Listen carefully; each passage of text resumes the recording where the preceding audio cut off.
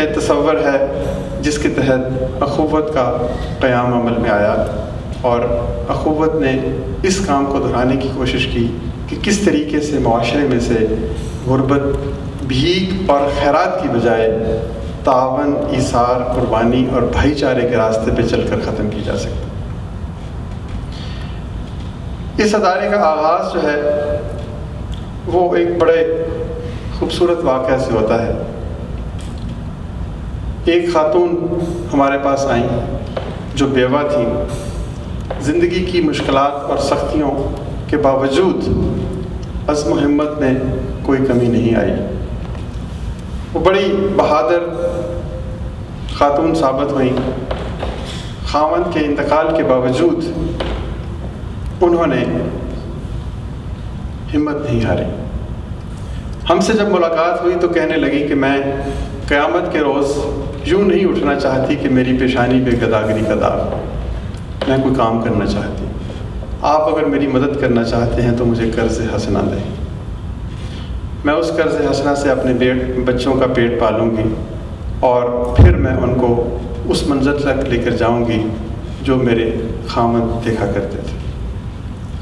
یہیں پر ہمارے دوست سلیم بیٹھے ہیں، انہوں نے 10,000 روپے دیے، اور ہم نے وہ 10,000 قرض حسنہ کے طور پر اس خاندان کو پیش کر دی۔ اس بہادر باوقار خاتون نے اس 10,000 روپے سے سلائی کی 2 مشینیں خریدیں، اور پھر شب و روز اتنی محنت کی کہ اپنی زندگی کی تمام مشکلات کا حل ڈھونڈنے لگ پڑی۔ اپنے بچوں کا پیٹ پالا، اپنے گھر کا خرچہ چلایا، اپنی ایک بچی کی شادی کی، اور 6 ماہ کے عرصہ کے بعد وہ 10,000 روپے بھی ہمیں واپس کر دی۔ یہ وہ بہار کا پہلا جھونکا، بارش کا پہلا قطرہ، وہ پہلا واقعہ تھا جس نے ہمیں سوچنے پہ مجبور کیا کہ ایسے کتنے اور گھرانے ہیں، کتنی اور بہادر خواتین ہیں، کتنے اور جری افراد ہیں جو غربت کے آگے ہتھیار نہیں پھینکتے، بلکہ اپنی محنت سے، اپنی جواں ہمتی سے اپنے لیے ایک نئی دنیا پیدا کر سکتے ہیں۔ تو اخوت وہ فلسفہ تھا، قرض حسنہ وہ حکمت عملی تھی۔ ان دونوں کے امتزاج سے اخوت کا قرض حسنہ کا پروگرام وجود میں آیا۔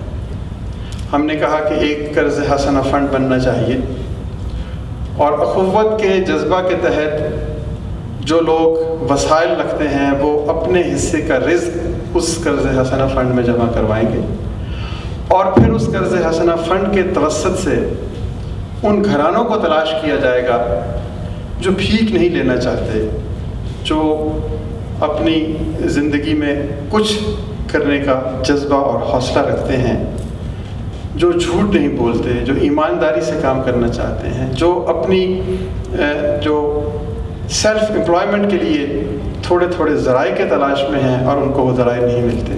ایسے افراد کو ڈھونڈ کر اگر یہ رقم دی جائے تو یقینی طور پر وہ غربت کی اندھیروں سے باہر نکل سکتے ہیں۔ تو یہ وہ پس منظر ہے کہ ایک طرف مواخات کا جذبہ جو فلسفہ تھا، اور دوسری طرف قرض حسنہ جو اس کی عملی صورت بنی۔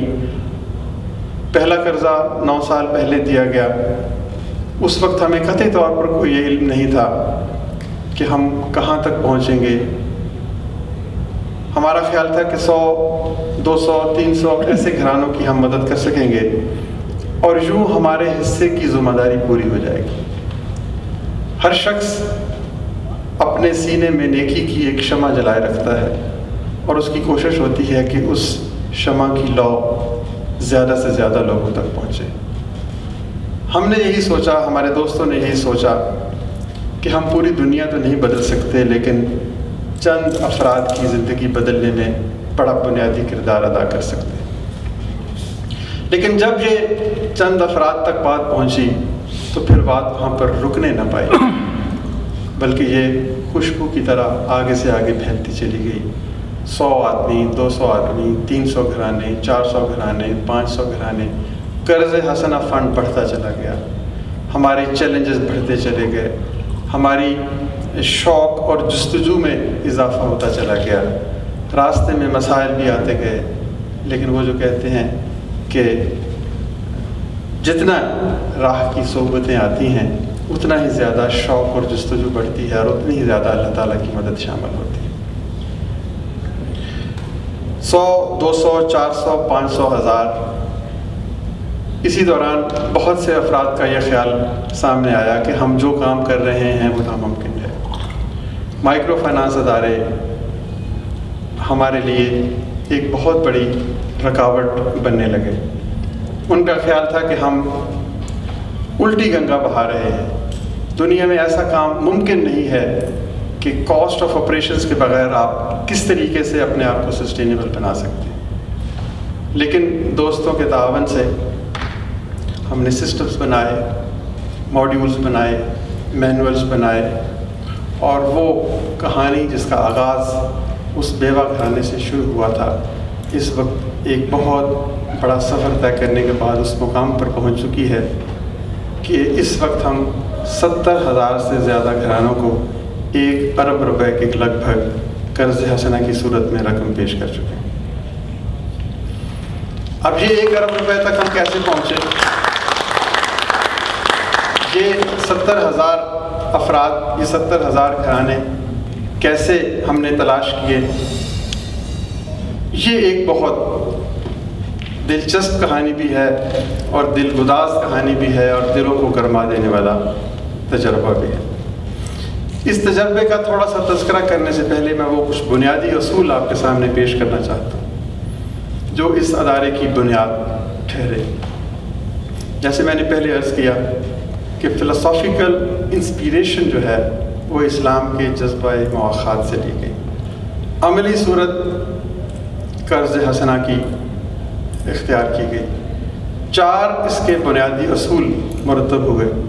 پہلا اصول یہ تھا کہ قرض حسنہ کے جو اسلامک پرنسپلز کے مطابق کسی بھی قسم کا سود وصول نہیں کیا جائے گا۔ سود کے بارے میں جو احکام خداوندی ہیں اس سے آپ بخوبی آگاہ ہیں۔ ایک استحصال کا جو نظام اس کے نتیجے میں وجود میں آتا ہے، اس کے بارے میں کچھ مزید بتانے کی شاید ضرورت نہیں۔ تو پہلا اصول یہ تھا کہ سود سے پرہیز ہوگا۔ دوسرا اصول یہ تھا کہ یہ کام مساجد میں بیٹھ کر کیا جائے گا۔ مسجد اسلامی معاشرے کا ایک بنیادی انسٹیٹیوشن ہے، سرچشمہ فکر ہے، سرچشمہ فیض ہے۔ نیکی اور فلاح کے سارے راستے مسجد سے نکلتے ہیں اور مسجد کی طرف آتے ہیں۔ مسجد کسی زمانے میں سیٹ آف گورننس تھی۔ مسجد جو ہے عبادت کا یا خدا